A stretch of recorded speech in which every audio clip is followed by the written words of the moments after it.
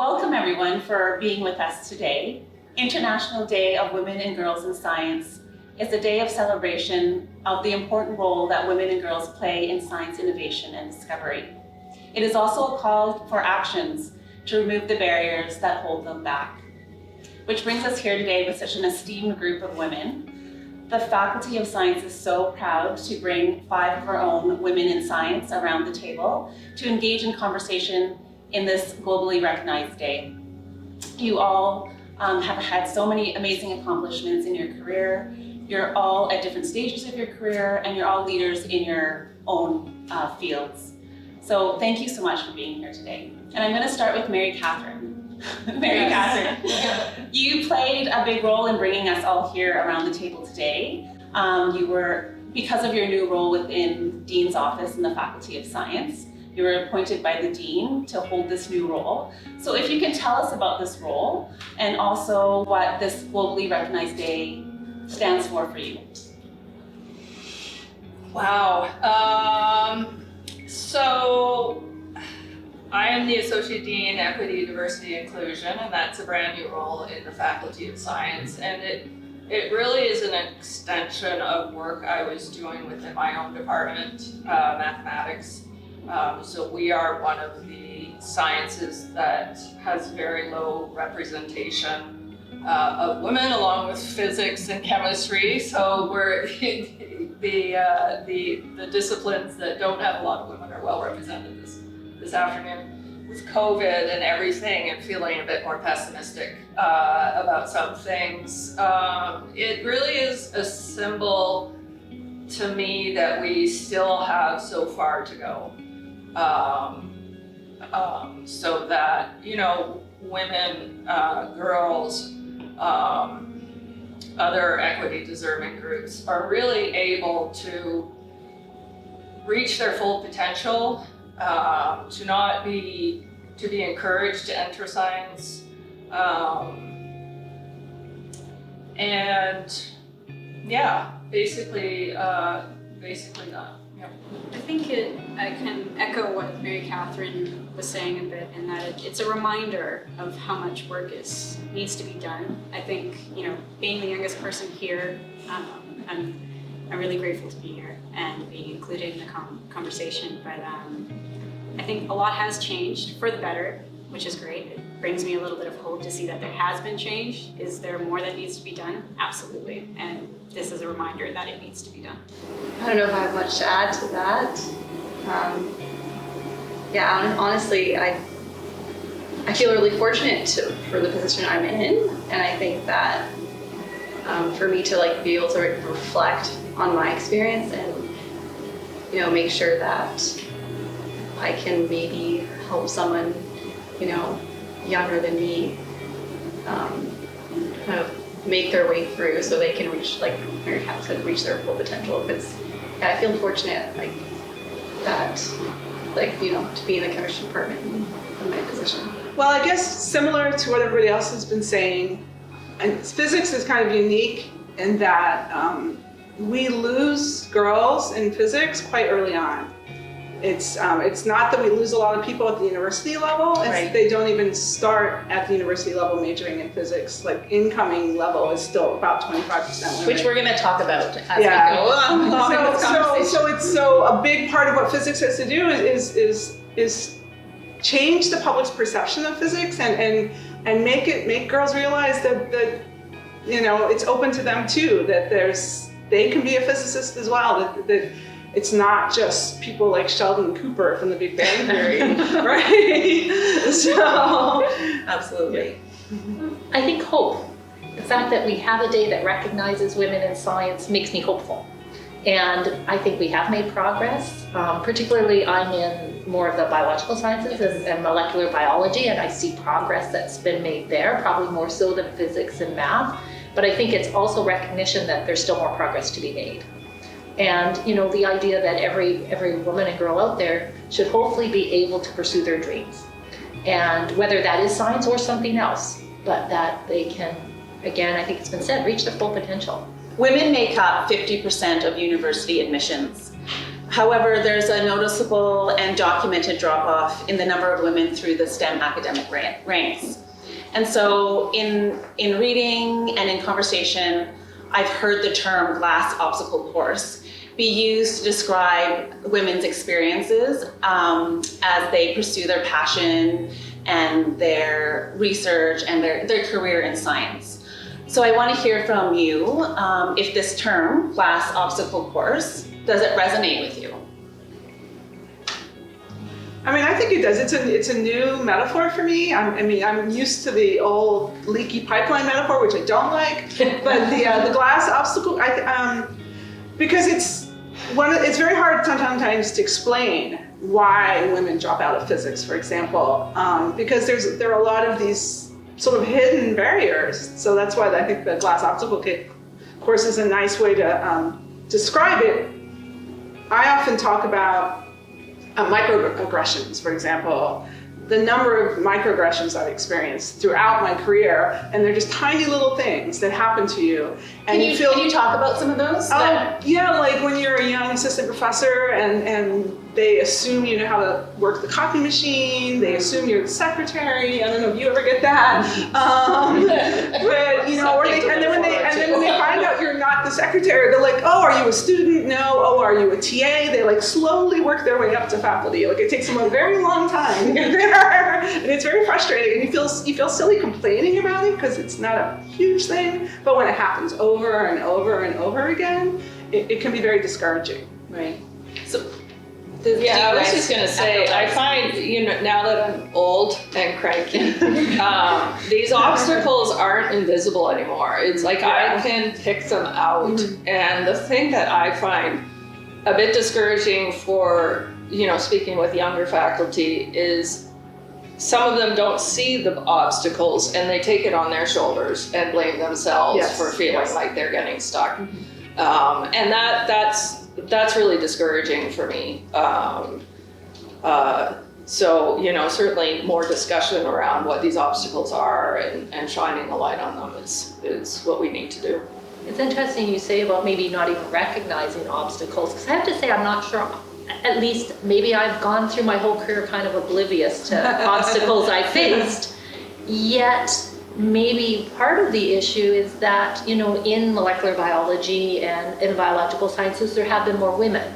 And even when I was, coming up, my PhD advisor was an amazing woman, Howard Hughes Medical Institute recipient.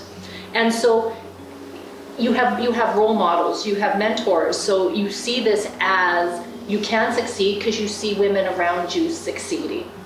And I think that's one thing I think that it's harder for women in math and physics because there's not as many role models all the way from starting in graduate school to seeing women in positions either within industry and companies or within academia who've been really successful. And I think we do have some more examples of those in kind of the fields of molecular biology. And I think role models are so important. And, just even you guys probably get a lot of women, undergraduates and graduate students talking to you because they feel, really uncertain as to how can they integrate a career, how can they manage to have a family, and who do they talk to? They talk to the women that they are familiar with in their discipline. We thankfully have more of those in our field. Yeah, I mean, we have a unique physics department in SFU, and that we do have 6 women faculty out of about 28 total. Mm-hmm. That's a huge number of women faculty, actually. Yeah. It's 6 out of 28. Doesn't sound like a lot, but that's actually a large number. But even so, we do get a lot of students who are coming to us, our female students, because it's the famous expression that you can't be what you can't see, right? So, and that if you don't see people like you being successful, right, in that field, then you think, oh, maybe I don't belong, and maybe I should try something else. I think a lot of it has to do with equity, honestly, and getting women in. There are barriers. There's financial barriers. There's racism. There's sexism. We all know what the barriers are, and I think it's good that we've identified them and are trying to find ways to work around them or stop them from preventing women from doing well. But I agree with you, Nancy, in that mentorship is so powerful. I would not be where I am today were it not for the amazing female mentors I've had in my life. Largely, I literally would not be a master's student without my current mentor. I owe them a lot because I've learned from them. Small little story. I was meeting with a speaker, and the speaker came especially because they were an expert on EDI. They were giving a talk in front of EDI. And my male colleague introduced me to them, and then they're like, oh, so do you work with so-and-so? And I'm like, I know who that speaker was. I'm like, no, I'm an assistant professor, like it's my name on the door. And these are my students, like, cause I had meeting two of my grad students there. And I just got that moment I like realized like, oh man, like we have a long way to go. Yeah, no, we normalize a lot of this, right? Yeah. So that you don't even think that, it's. Yeah, I think for some of us it's in retrospect that we realize. Yeah, I'm not sure definitely. I necessarily realized what it was at the time either, but now when I think back, I think, yeah, that was terrible. Talking further about glass obstacles, there are studies that add to the growing body of evidence that documents the role of gender bias in driving women out of science careers. Biases that ultimately devalue a woman's scientific research, her academic achievements, and her leadership position. So I want to hear from all of you. Do you experience these unconscious biases or even implicit biases, or do you witness them in your day-to-day? Who wants to go first? The one thing that comes to mind, and I've had this conversation with female colleagues a lot, in that, to be successful, there are various components, and we're in academia, but there's research, there's teaching, and of course there's service, and we find that they're not all valued equally, and there's this almost unwritten expectation that, particularly for women who step up into leaderships or service roles, that's just not as valued as much as the research. Who's ever just focusing on nothing but the research, letting somebody else do the type of service roles that's really necessary for a unit or a department to function, it's not valued highly. It's not seen as valuable work. Or if you have somebody who's really good at teaching and that's a real strength, that's still not considered as valuable as, let's say, just aggressively pursuing And the women research. often take on more of those And I think women, service roles, and for two right? reasons. Yeah. Women, I think, take on more of the service roles. In my experience, they tend to be quite good at them. But particularly in departments, maybe not so much ours, but I suspect you guys face this, is that there's a need or desire to have women on these various service positions. So whether it's hiring committees or grad studies committees and that, but there's only so many women. In fact, it's required now It to is, have so at least they one end up woman with a on these higher committees. burden. So they end up with a higher burden Yeah. of these sort of roles Yeah. because there's fewer of them. And then you get the same women on the same committees, Yes. and it's just draining. Mm-hmm. I mean, this is something that I would really love to see shift, is our whole reward structure in the academe, where we are valuing good service. And this is something and I think this is the reason why we really need to start having more women in leadership. So this was something that when I was chair of mathematics, I made a point of the people that were doing good service. And especially now during COVID, it's the emotional labor that a lot of women are taking on, and a lot of people. I mean, it's not just women, but mostly women. And the students need this right now. I mean, our undergraduate students, our graduate students are really suffering, and the emotional labor is what's keeping them going. And we need to recognize that. We need to reward it. We need to balance workload around it. So yeah, I would really like to see a shift in what we're valuing. What's a big issue too is that the vast majority of elementary school teachers are women. And a lot of them are very uncomfortable with math. And that uncomfortable, that feeling gets, their students pick up on that, And the girls, they've done studies on this, the girls pick up on it way more than the boys do. So you get these girls seeing that their teachers are uncomfortable with math and even say, it's okay if you're bad at math. And then they internalize that very young, and it's very frustrating, because then we have to overcome that sort of that socialization. Yeah. The literature talks about the underrepresentation of women in science in relation to a leaky pipeline. And I know this term, leaky pipeline, is not loved by all. But the truth of the matter is we are losing girls from the very beginning, from the elementary school level, and it's progressive into high school, into post-secondary, into, you know, taking positions in the STEM field or even tenure track in academia. So, and Sarah, I know you're not a big fan of this term, leaky pipeline. So tell us how you would rather see it described and the factors that are really contributing to this attrition. I mean, I guess my biggest objection to leaky pipeline is it makes the women and the underrepresented minorities seem kind of passive in this, you know, and that they're sort of their pressure drives them out the holes. And they're putting pushed out. I mean, in a way they are being pushed out, but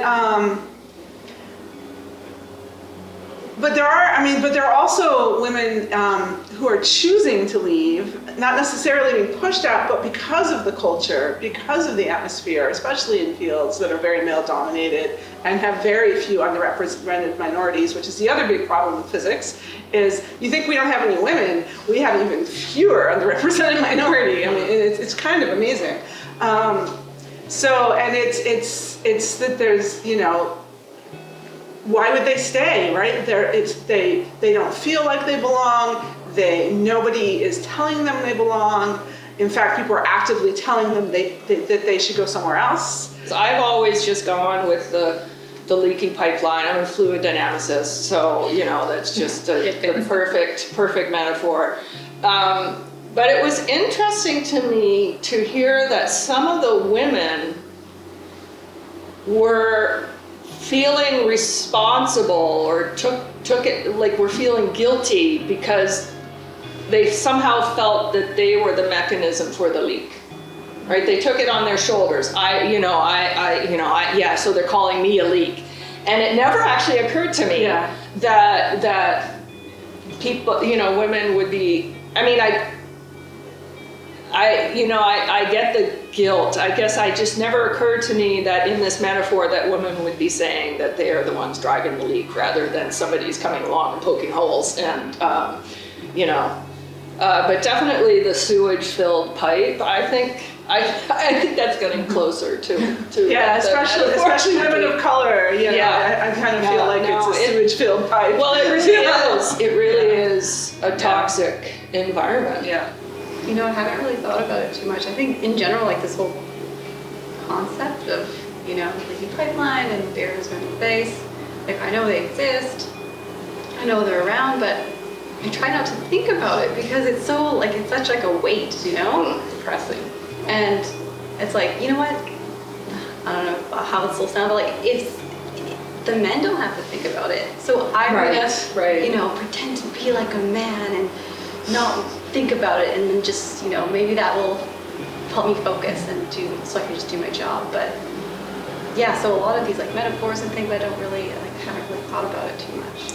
I almost think that's how we survive. The ones of us that have survived, we've survived because we put these blinders on. Yeah, we've had to be oblivious in a way. So you're at an earlier stage in your career, and I think we probably all were a lot like you at that point, where it's like, you have to get tenure. You have to do, you know, so you really got to concentrate on your research and your teaching and you just don't have headspace to deal with these other things, right? At least in academia, it's very cutthroat. You know, it's very competitive. You know, to be able to fund your research and get grants, and only a small percentage of grants get funded every cycle. You know, less than 20%. You need that, and I think women. So in biology and molecular biology, you probably have about the same number of women, or even a slightly higher percent coming out of undergrad. You look at our graduate program, it's getting, still kind of 50-50, but yet when you get up to, the full professor level, there's still a real underrepresentation.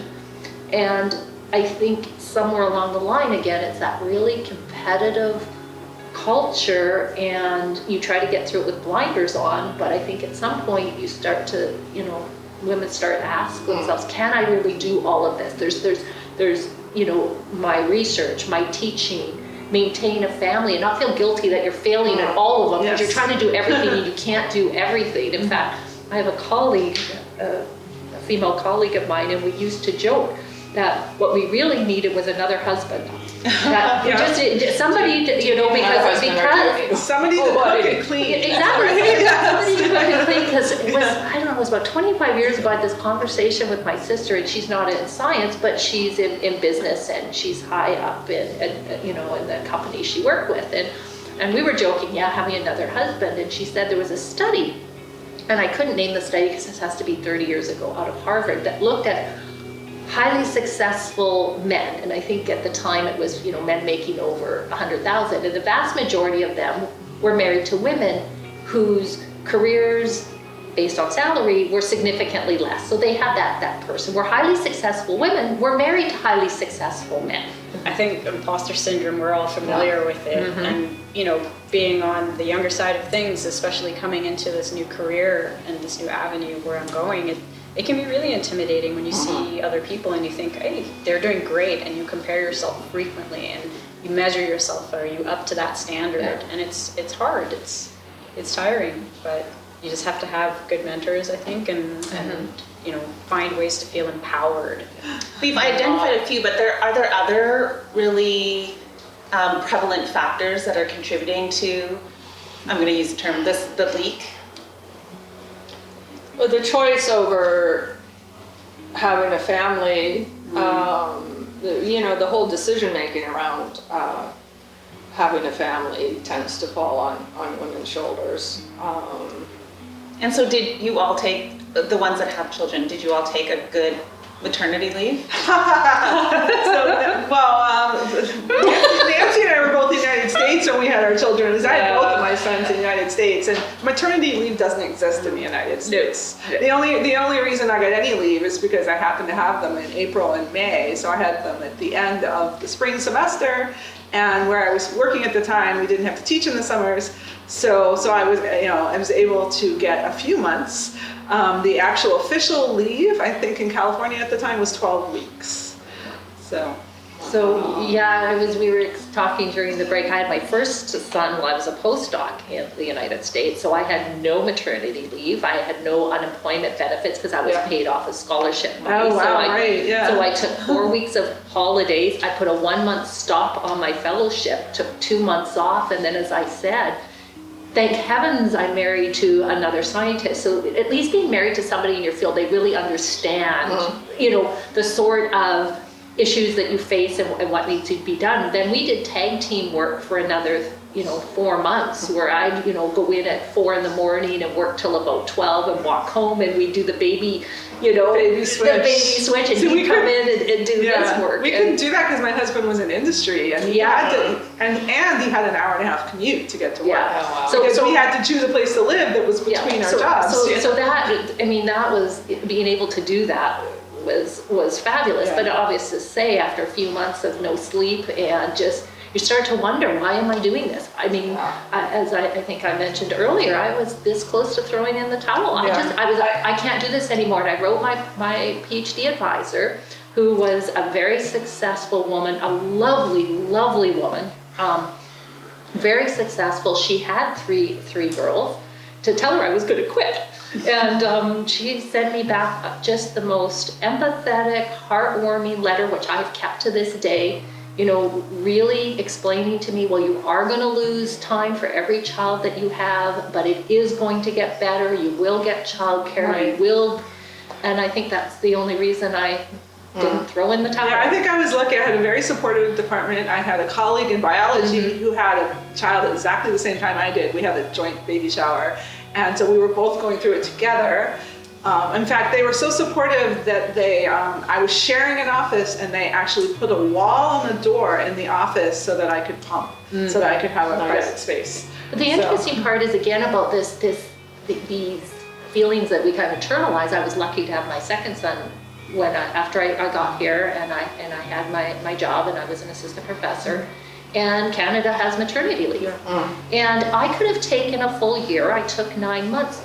Nobody suggested to me I should take less than a full year, but I actually felt obligated to come back in the January to teach a course I was scheduled to teach. Nobody suggested that I should do this, hinted that I should do this.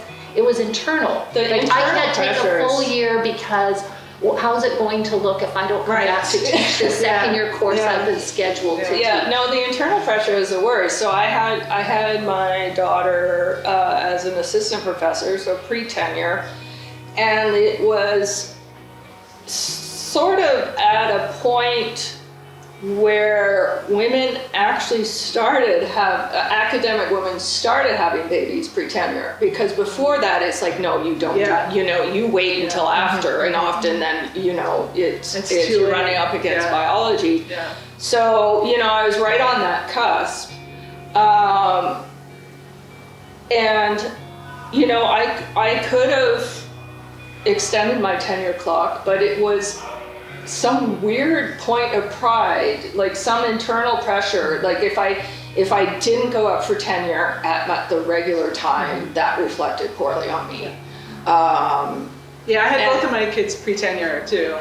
So, and it didn't even occur to me to delay my tenure clock. I thought, no, I think I've done enough even so. Where it also has an effect is for women in science who are applying for grants, and granting agencies will allow you to document, leave of absences. So whether it's maternity or caring for an elderly patient or having some major medical issue. And I find I'm on grant panels, mainly men. So the last time I was on the insert grant panel, I was sitting beside a friend who's a professor at UBC, and we're looking around going, there's barely one token woman per table here. And when it came to a discussion in our panel about for particularly maternity leaves, if somebody was gone for 6 months, it was automatically assumed, well, maybe they would have had 6 months gap in their productivity with no recognition that event in that woman's life, while she took 6 months of maternity, it's kind of like COVID, has some longer lasting impacts. Right. But it's not just those 6 months. Exactly, but no recognition of that. Yeah. So I think women are feeling maybe I have to come back earlier. I can't afford to compete with the men. To compete. Yeah. In 2018, Donna Strickland, who's an associate professor at the University of Waterloo, was awarded the Nobel Prize in Physics. The first woman to be honored with this in 55 years. In fact, she is the third woman ever to receive a Nobel Prize. So, knowing this, do we see her becoming a Nobel laureate as progression for women in science? Or does that fact kind of highlight still the inequalities that we're dealing with? I think it's both. I think it's not just Donna Strickland. The last few years there have been quite a few women winning Nobel Prizes in sciences, in medicine, in chemistry, I believe. So she kind of started the ball rolling in a way. But it also it's that it took 55 years for another woman to win a Nobel Prize in physics really highlights what a long way we have to go in physics. So everywhere. The other piece is we are starting to recognize women's contributions that have always been there. That the men have, the ones that did receive the Nobel Prize, their work was built on those women. The DNA, I should know. Rosalind Franklin. Yeah, prime example. Very famous one. yes. That's a woman who should have gotten the Nobel Prize. Oh, exactly. And the fact, Jocelyn Bell Burnell should have gotten the Nobel Prize. Yeah. I mean, the fact that her own institution couldn't recognize her worth enough to make her a full professor, and she had to get a Nobel Prize to kind of catch their attention, is, you know, a prime example. It might be a turning point. I mean, there, as you said, there have been more Nobel Prizes awarded to women in medicine, in chemistry, and I'm In hoping the most recent physics one Yeah. was shared. Yeah, It was a- and I'm hoping that will continue as we get more women into faculty positions, and you know, you've got to have the base there, and Yeah, no, I mean, Somehow- I think putting an active work into, Yeah. like you said earlier, about we need more women leaders. We need Yeah. more women full professors. We Yeah. need- And to get that, you know, looking at hiring women, we've been lucky in our department to have hired several women in the last just three to 4 years. But part of it is you have to go in, and what I'm really appreciative now is that we do have a dean, associate dean of EDI. We have a dean's office that's really thinking about this and wanting to Yes. put effort into it in a more formalized way. But before this even happened, you know, when we have search committees, I'm in there going, okay, we're going to drop a long list first of about maybe our top 15 candidates, and half of them had better be women, because you aren't going to shortlist women if you haven't looked at evaluated the applications to long list women. Yeah. So now we're going to hopefully have some more formalized, you know, workshops and education, so people can have the appropriate lens when they look at. So I want to wrap up with one last question to all of you. And that's, what actions do you want to see on behalf of women in science over the next year or two? Short timeline, the next year or two. Rana, let's start with you. Next year or two, that's a short time. That's a very short timeline. I think changes. Masters.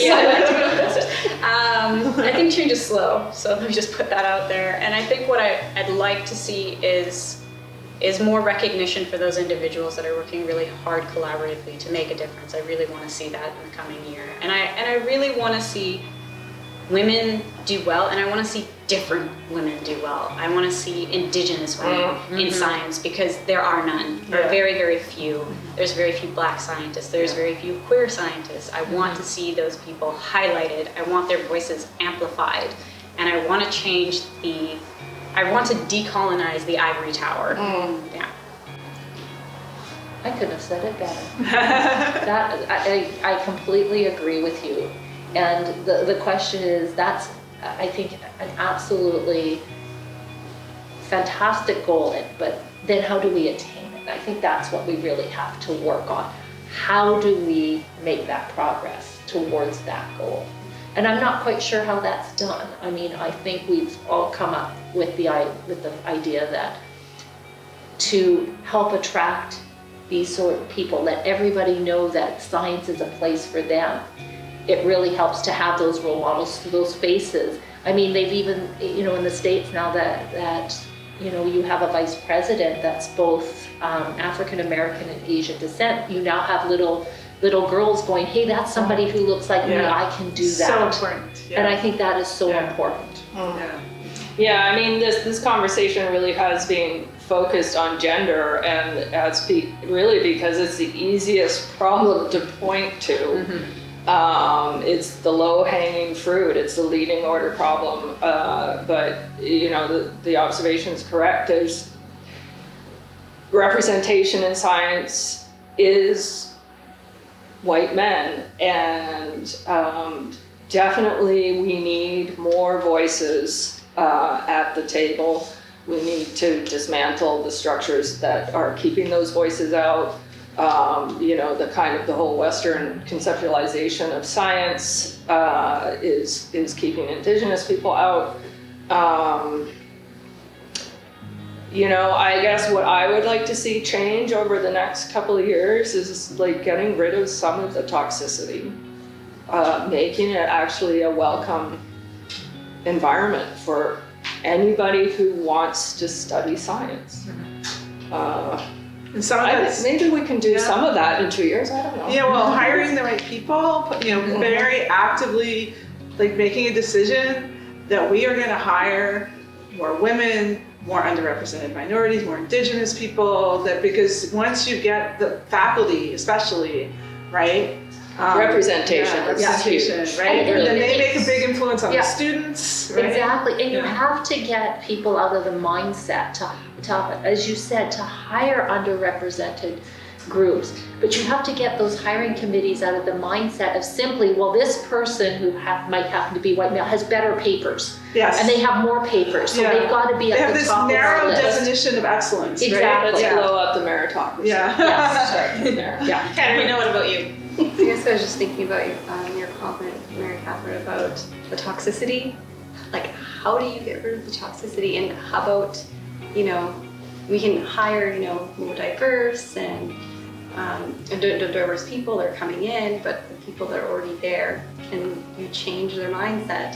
And are there consequences for people who don't Yeah. change? Yeah, I mean, this definitely is something I have been thinking about a lot, is changing our reward structure. And that means, reward at base, it's like, how do you teach a toddler something? You reward the good behavior and you don't reward the bad behavior. And there's a lot of, I certainly see a lot of people who exhibit bad behavior get rewarded because their science is good. Yes. I find that hugely problematic. Yeah. Well, because leaders are the ones who have the biggest impact and make those structural changes, or at least try to, right? Yeah. So. Yeah, it's ground up and top down. Both have to Yes. be Yeah. happening. Yeah. And I think that's where inherently the collaborative nature of science can work. Like, you can have intersectional science and it's a really powerful tool. It builds change, and you have it from the top, but you also have it from the bottom Yeah. as well. I think that's a great point to end on. That was really great. Woohoo! Way to go, guys, girls, gals, y'all.